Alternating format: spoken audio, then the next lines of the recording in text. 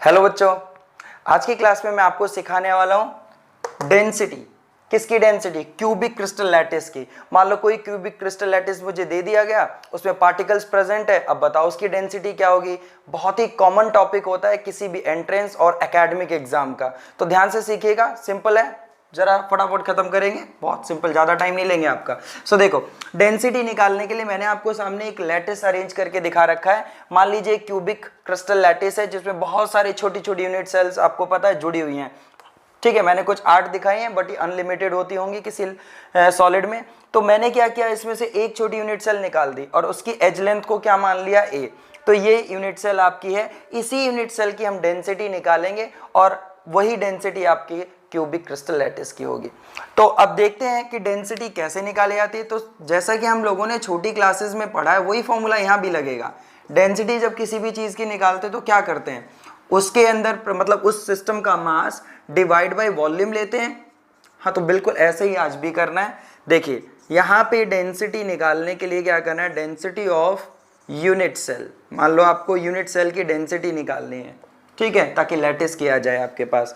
तो क्या करना है आपको, mass of unit cell divide by volume of unit cell. ठीक है, ये चीज देखिए बिल्कुल वैसे ही कंपेयर हो रहा है, सिंपल। अब मास को अलग से निकाल लेते हैं, वॉल्यूम को अलग से निकाल लेते हैं, हो गया फॉर्मूला। फिर कुछ क्वेश्चंस देखते हैं, फटाफट आपका ये खत्म हो जाता है। तो देखिए, लेट ए बी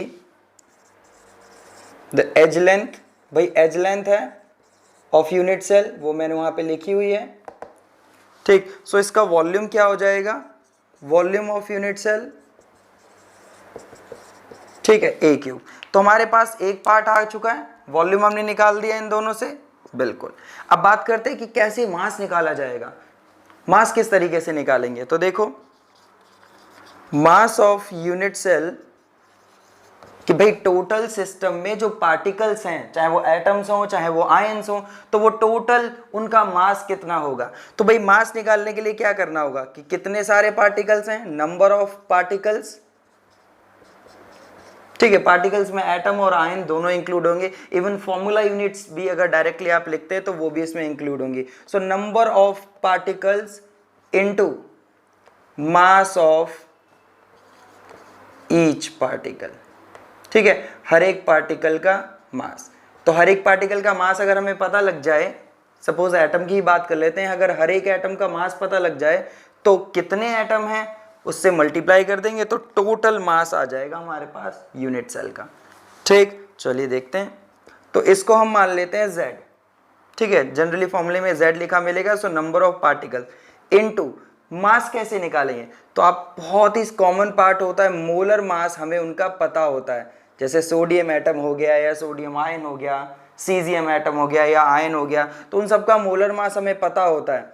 या फिर कोई भी कंपाउंड है, सोडियम क्लोराइड हो गया, सीजियम क्लोराइड, जिंक सल्फेट या जिंक सल्फाइड, ठीक है, तो सभी का मास हमें पता होता है। तो मोलर मास एक मोल के एटम का होता है और हमें एक सिंगल एटम का चाहिए, तो आप क्या कर दो, आप उसे एवोगैड्रो नंबर से डिवाइड कर देंगे।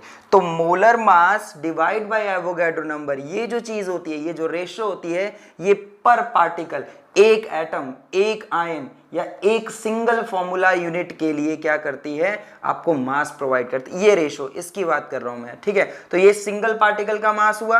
अब उसको मैं z से मल्टीप्लाई कर दूंगा, यानी जितने वो होंगे अगर मैं उतने पार्टिकल से मल्टीप्लाई कर देता हूं तो टोटल मास हमारे पास आ जाता है।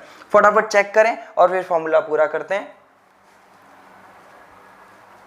हाँ बच्चों, तो देखो फिर फॉर्मूला पूरा कर देते हैं। तो डेंसिटी को हम d मान लेते हैं, मास की जगह हम रखेंगे z इंटू, अब ये आपका मोलर मास है, इस मोलर मास को हम m से, कैपिटल M से रिपोर्ट कर ले, मतलब रिप्रेजेंट कर लेते हैं, एंड डिवाइड बाय, ये देखिए आपका टोटल वॉल्यूम। ये देखिए हो गया, डायरेक्ट फॉर्मूला होता है, सिर्फ न्यूमेरिकल ही अच्छे आते हैं, फॉर्मूला सब याद हो जाते हैं, कोई भी प्रॉब्लम नहीं आती। तो मैंने आपको बता दिया कि ये फॉर्मूला किस तरीके से बनता है।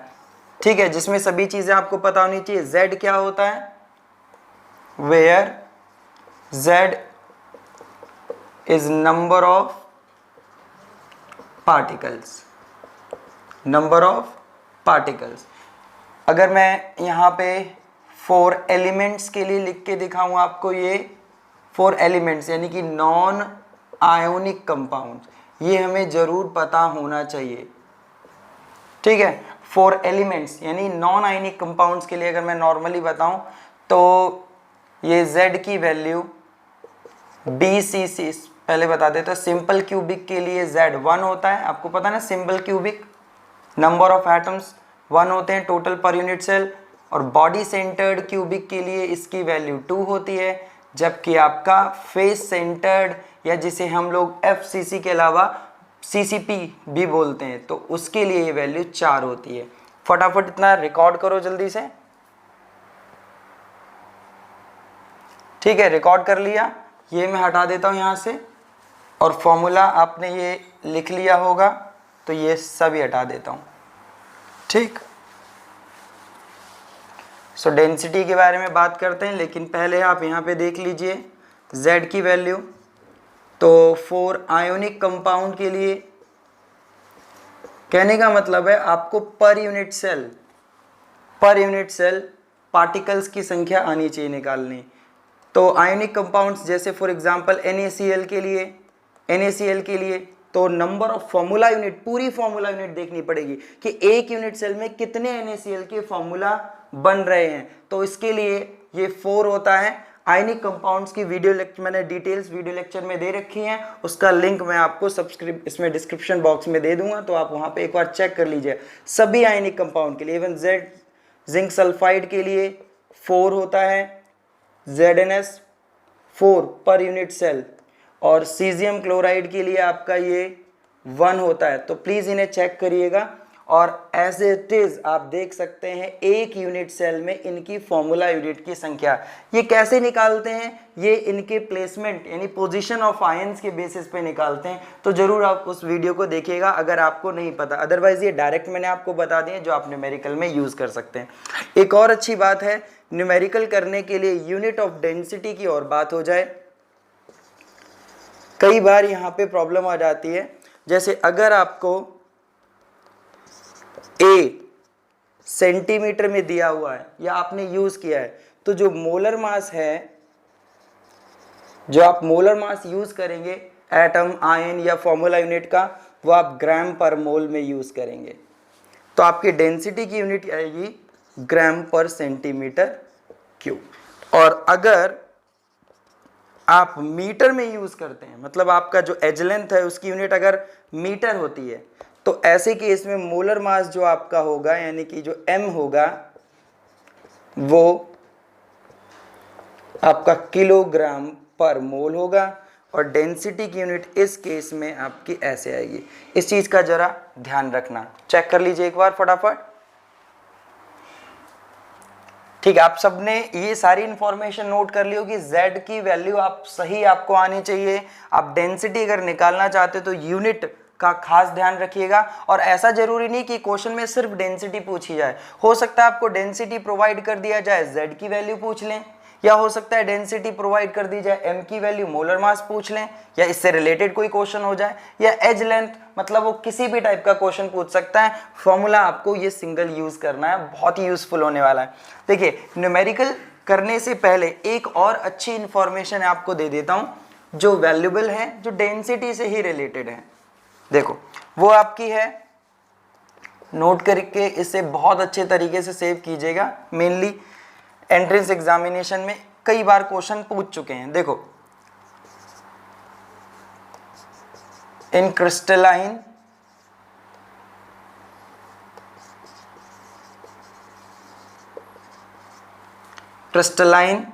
सॉलिड्स 2 टाइप की डेंसिटी बताई जाती हैं बेस्ड ऑन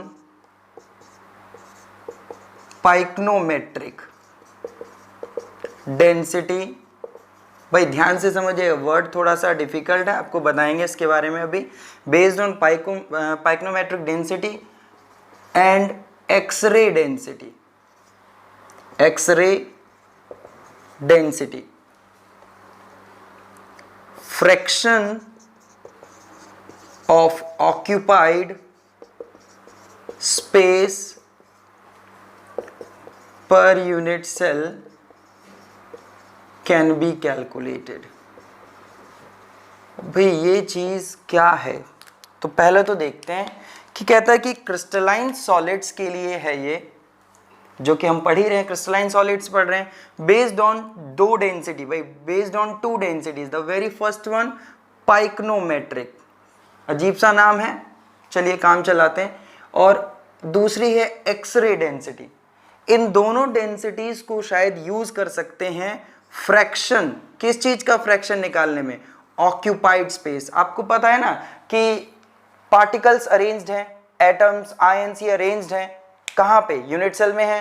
तो अब ऐसे में टोटल स्पेस का कितना स्पेस ऑक्यूपाइड है। वैसे तो हमने पैकिंग एफिशिएंसी निकाला हुआ है, तो पैकिंग एफिशिएंसी दूसरे पैरामीटर के अकॉर्डिंग निकाला, यानी वॉल्यूम, और जो है ना सीधे ही हमने वो टोटल ऑक्यूपाइड वॉल्यूम के थ्रू निकाला था।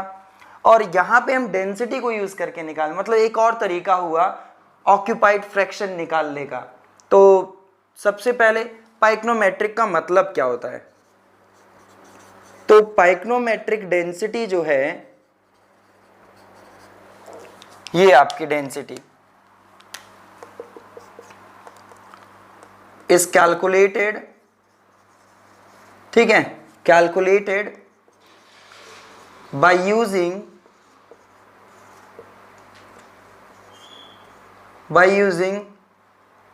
अरेंजमेंट, एक्चुअल अरेंजमेंट ले सकते हैं हम यहाँ पे, एक्चुअल अरेंजमेंट ऑफ पार्टिकल्स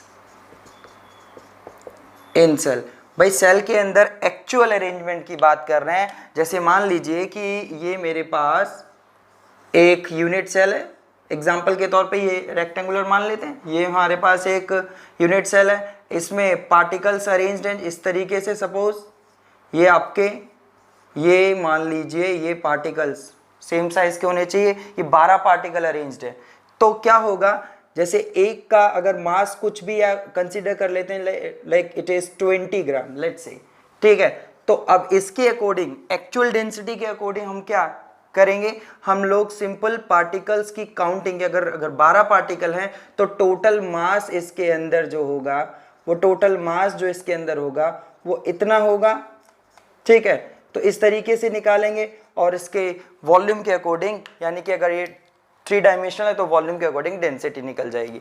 तो ये हमारी एक्चुअल, इसे क्या बोलते हैं, एक्चुअल डेंसिटी। लेकिन जो एक्सरे डेंसिटी होती है, एक्सरे डेंसिटी ये डायमेंशन पे बेस्ड होती है। X ray density based on dimensions, dimensions मतलब वही लेंथ, ब्रेड्थ, एरिया या वॉल्यूम, इस पे डिपेंड करती है, बेस्ड ऑन डायमेंशंस, ठीक है। तो अगर डायमेंशंस पे बेस्ड है तो इसका मतलब ये हुआ कि अगर मैं कहूं कि इसमें से एक एटम जो है आपका गायब हो जाता है, सपोज कई सारे सॉलिड्स डिफेक्टिव होते हैं, अगर एक एटम गायब हो जाता है तो ये वाली जगह जो है खाली पड़ जाएगी, ये वैकेंट स्पेस हो जाएगा, एम्प्टी साइट हो जाएगी।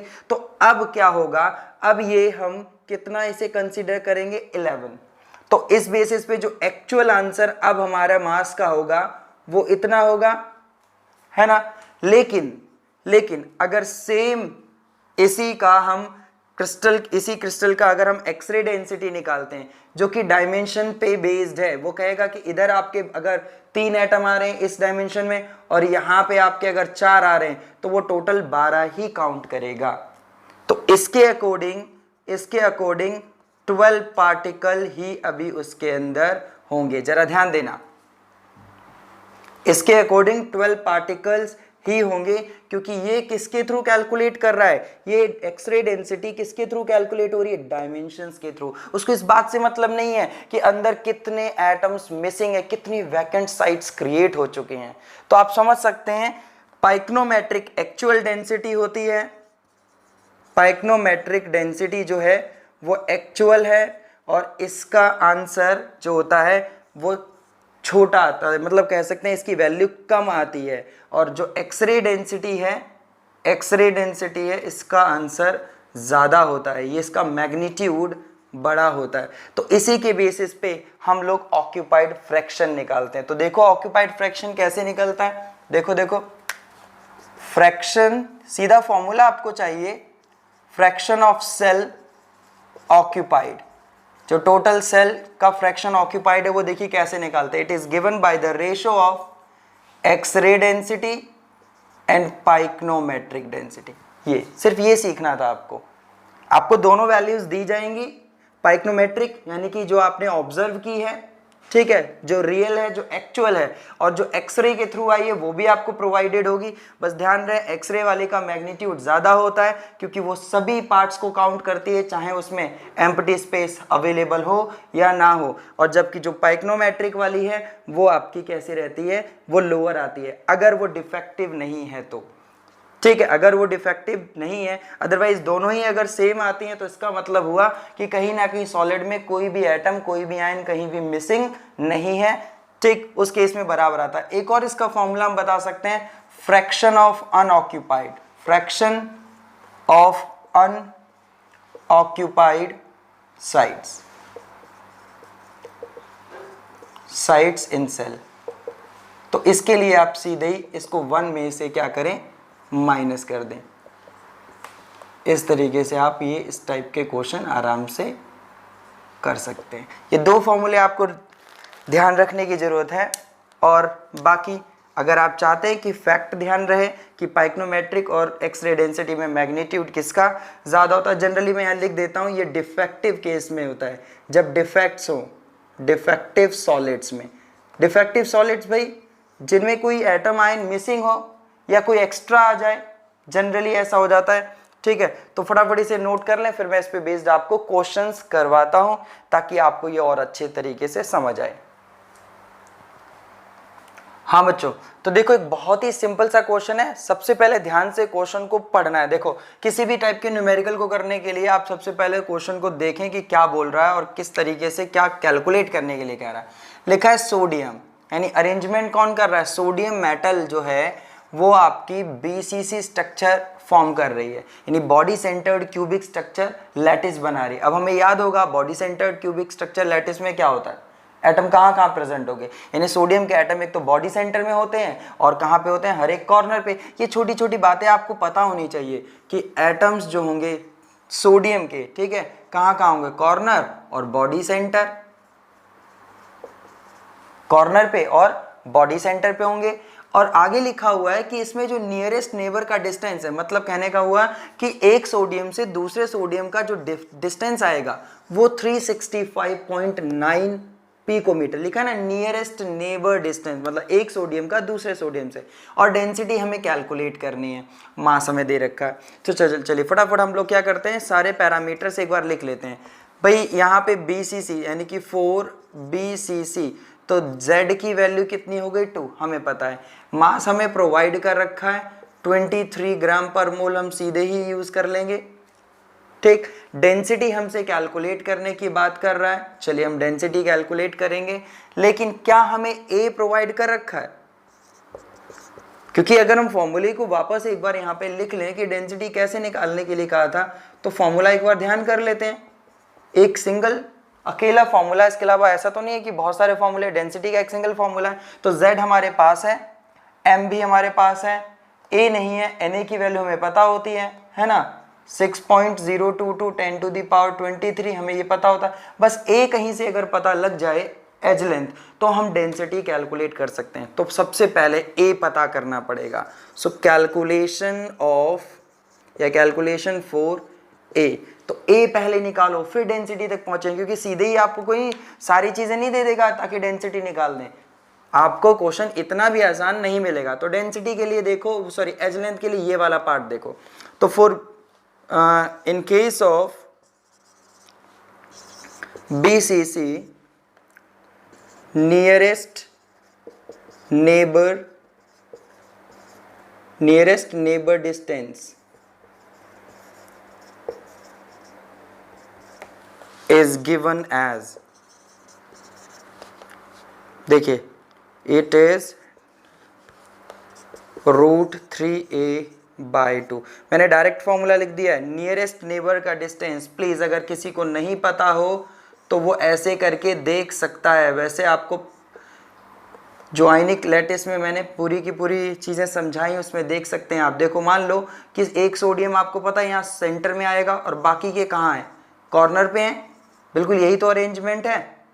तो अगर मैं बॉडी डायगोनल की बात करूं, आपको पता है ना बॉडी डायगोनल की लेंथ कितनी होती है, √3a होती है बॉडी डायगोनल। तो यहाँ पे बॉडी डायगोनल में देखो आप, एक एटम सोडियम का बीच में है, एक इस कॉर्नर पे है और एक इस कॉर्नर पे। ध्यान दीजिएगा, ये आपका टोटल लेंथ कितनी है, √3, और ये आएगा a, क्योंकि ये यूनिट सेल की एज लेंथ हमने a मानी हुई है।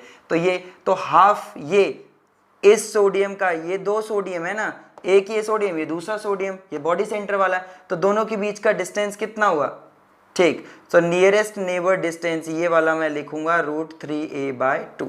तो मैंने ठीक लिखा हुआ है। तो ये सीधे ही आप ध्यान रख सकते हो कि बॉडी सेंटर्ड क्यूबिक में नियरेस्ट नेबर डिस्टेंस ये होता है। 1 मार्क में अलग भी क्वेश्चन पूछे आ सकते हैं। तो बस अब क्या करो, ठीक है, तो नियरेस्ट नेबर डिस्टेंस दे रखा है इन्होंने, कितना दिया है देखो, ये रहा 365.9 पिकोमीटर की टर्म में रहेगा, √3a/2। आप यहाँ से सीधे ही अपने कैलकुलेशन सही कैलकुलेशन करके √3 की वैल्यू डाल देना नीचे, 1.732, आप आंसर अपना निकाल सकते हैं। तो यहाँ से क्या होगा, एज लेंथ आएगी, आप ये सॉल्व करेंगे ये वाला हिस्सा, तो आप एज लेंथ निकाल पाएंगे। अगर a आपके पास आ जाता है, इससे a आपका आ जाता है, अगर आप सही कैलकुलेट करेंगे तो ये इतना आंसर आना चाहिए, 422.5 पिकोमीटर। इसका मतलब एज लेंथ आते ही आप वो फॉर्मूला यूज करके अपनी डेंसिटी निकाल सकते हैं। तो फटाफट सीखो, इतना जल्दी सीख लिया सबने। तो देखो ये वाला हिस्सा हो गया। अब यहां से a की जो वैल्यू आई और बाकी पैरामीटर यूज करते फटाफट आप डेंसिटी निकाल सकते हो। तो डेंसिटी इज इक्वल, z की वैल्यू देखिए 2 दे रखी है, यानी कि number of sodium atoms per unit cell BCC में, ठीक है। और मोलर मास है इसका 23, डिवाइड बाय a की जगह हम ये वैल्यू डालेंगे। बट एक और अच्छी बात आपको मैं बता दूं, क्योंकि आपका जो मास है वो ग्राम की टर्म में है, तो एज लेंथ सेंटीमीटर में होना चाहिए, लेकिन ये किस में है, पिकोमीटर में है। तो आपको होप की कन्वर्जन करना आता होगा, ठीक है। मैं वहाँ पे क्वेश्चन हटा देता हूँ ताकि मैं ऊपर इस कन्वर्जन को सिखा पाऊँ, ताकि यूनिट भी सही हो। तो 1 पिको कितना होता है, 10⁻⁻12 मीटर, मतलब इतना इस प्रेफिक्स के बराबर होता है। अब हमारे पास कितना है, 422.5 पिकोमीटर ये दिया हुआ है एज, है ना। तो ये एज लेंथ अगर इतनी है तो 422.5 पी की जगह में लिख सकता हूं आपका, ठीक, 10⁻⁻12 मीटर। मीटर को हम सेंटीमीटर में बदल लेंगे, ये लो आपका हो गया। सो ये आपका हो जाएगा 422.5 10⁻10 सेंटीमीटर।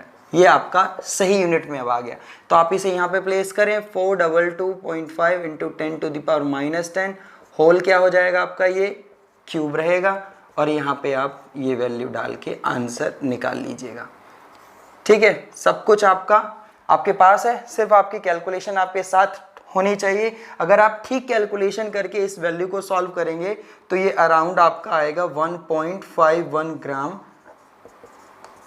पर सेंटीमीटर क्यूब, इस तरीके से। एक बार बहुत अच्छे से वापस रिवाइंड करना, ठीक है, और क्वेश्चन को ध्यान से समझना। डायरेक्ट डेंसिटी हम इसलिए इस क्वेश्चन में नहीं निकाल सकते क्योंकि हमें एज लेंथ नहीं प्रोवाइडेड थी। उसके लिए हमें पहले नियरेस्ट नेबरिंग डिस्टेंस से क्या करना पड़ा, a निकालना पड़ा, और उसके बाद हम क्या कर सकते हैं, डेंसिटी निकाल सकते हैं।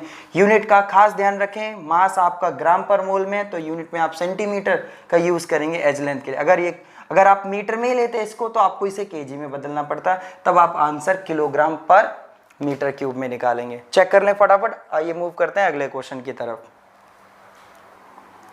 हाँ बच्चों, तो दूसरा क्वेश्चन है, सिंपल है, ये भी एक बार पढ़ते हैं फटाफट और जल्दी से सॉल्व करते हैं। देखो, कहता है कि कोई एलिमेंट है, हमें नहीं पता वो कौन सा है, और वो भी BCC स्ट्रक्चर बना रहा है, ठीक है, body centred cubic structure form कर रहा है। और उसकी यहाँ पे एक इंफॉर्मेशन दे रखी जो पिछले क्वेश्चन में नहीं थी, जो सेल एज है यानी कि A दे रखा है। तो फटाफट इंफॉर्मेशन लिख लेते हैं, A दिया हुआ है। अब कहता है डेंसिटी भी दे रखी, ये लीजिए डेंसिटी इस बार मिली हुई है हमें, तो हम उसको भी लिख लेते हैं 7.2 ग्राम पर सेंटीमीटर क्यूब। 2 इंफॉर्मेशन दी है, आगे लिखा है हाउ मेनी एटम्स, कितने सारे एटम्स जो है प्रेजेंट होंगे उस एलिमेंट को, अगर मैं उसका कितना मास लूँ 208 ग्राम। वो एलिमेंट कौन सा हमें इस बात से कोई मतलब नहीं है, अगर उस एलिमेंट का 208 ग्राम हम ले लें ठीक है, तो उस 208 ग्राम में उस एलिमेंट के कितने सारे एटम होंगे। तो भाई ये वाली जो चीज़ है ना, ये तो कुछ बिल्कुल बेसिक कॉन्सेप्ट ऑफ ऑर्गेनिक मतलब मोल कॉन्सेप्ट से रिलेटेड लग रही है। चलो देखेंगे कि कैसे डेंसिटी वो निकालने में मदद करती है हमारी। तो ये दो इन्फॉर्मेशन दे रखी हैं। तो आपको एक छोटी सी चीज़ पता है कि अगर आप एटम्स की बात करना चाहते हैं, ठीक है, तो ये गिवन मास है।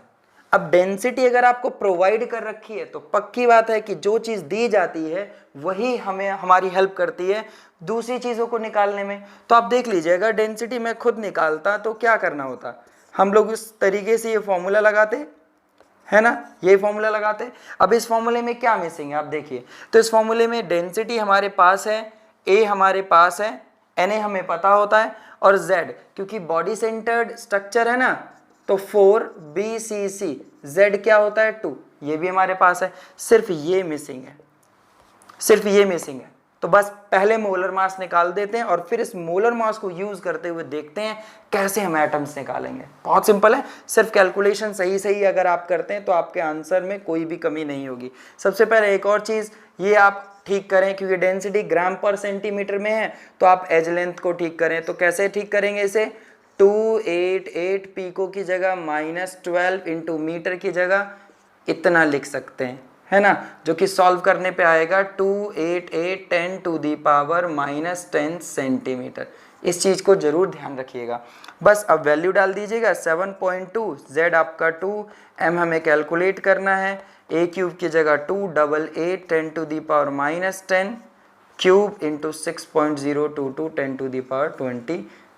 यहाँ से अगर आप रीअरेंज करके सही आंसर जब निकालेंगे, यानी कि m जब आपका आएगा तो 7.2 288 10⁻10 whole cube into Avogadro number डालेंगे यहाँ पे, और डिवीज़न में आएगा आपका 2। ठीक भाई, तो बड़ी लंबी कैलकुलेशन है, तो मैं आपको डायरेक्ट बता देता हूँ भाई, इसका आंसर कुछ इतना आना चाहिए। अब जब ठीक से निकालेंगे तो इतना ग्राम पर मोल आएगा। एक बार सभी चीज़ें चेक कर ले फटाफट।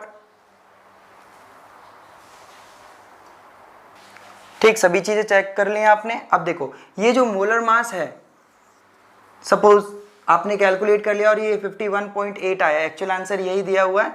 तो आप अगर मोलर मास निकाल लेते हैं, अब इसको कैसे यूज करना है एटम्स बाकी के 208 ग्राम में निकालने में।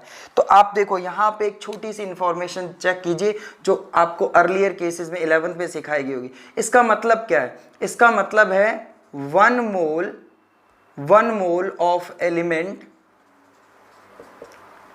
Is equal to 51.8 gram. जरा देखो क्या मैंने ठीक लिखा है। ये जो मोलर मास है इसको ऐसे एक्सप्लेन करेंगे कि 51.8 ग्राम मास है कितने मोल का, 1 मोल, मतलब 1 मोल एलिमेंट का इतना मास है।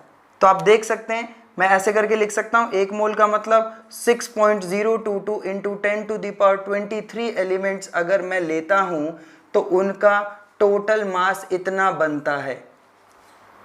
डन, ठीक है, मतलब यहाँ पे एलिमेंट लिखना ठीक नहीं है, एटम्स ऑफ एलिमेंट्स बनेंगे। ठीक है, एटम्स ऑफ एलिमेंट। तो 1 मोल ऑफ, यहाँ पे भी आप इससे लाइन को ठीक कर सकते हैं, नहीं तो आप इतना ऐसे लिख सकते हैं, कोई प्रॉब्लम नहीं आएगी। सो 51.8 ग्राम के अंदर इतने सारे एटम अगर हैं, इतने सारे एटम अगर हैं, तो आपसे कितने के लिए पूछा गया था, 208 के लिए। सो 208 में आप सीधे ही कैलकुलेट करेंगे और आपके पास आपका आंसर आएगा। चेक करें क्या ये सारी चीज़ें ठीक लिखी हुई हैं, फटाफट देखें। ठीक, डिवाइड 51 और इनटू में यहाँ पे मैं कर देता हूँ, यहाँ स्पेस कम है, 208 आएगा और ये आपका एटम्स लिख देना नीचे। देखिए फटाफट चेक कीजिए, फिर मैं आपको डायरेक्ट आंसर बताता हूँ। ठीक, तो सही अगर सारी चीज़ें चेक करें होंगे तो इसका आंसर दिया हुआ है इतना कुछ, इतने एटम्स प्रोवाइडेड हैं। फटाफट एक बार पूरा रिवाइंड कर लें स्टार्टिंग से और लास्ट तक देखें कैसे कैलकुलेट किया गया, कहां से स्टार्ट किया और कैसे किया। फटाफट मूव करते हैं नेक्स्ट क्वेश्चन की तरफ। अब हाँ बच्चों, तो देखो एक और बहुत अच्छा क्वेश्चन हमारे सामने लिखा हुआ है, फटाफट ध्यान से पढ़िएगा।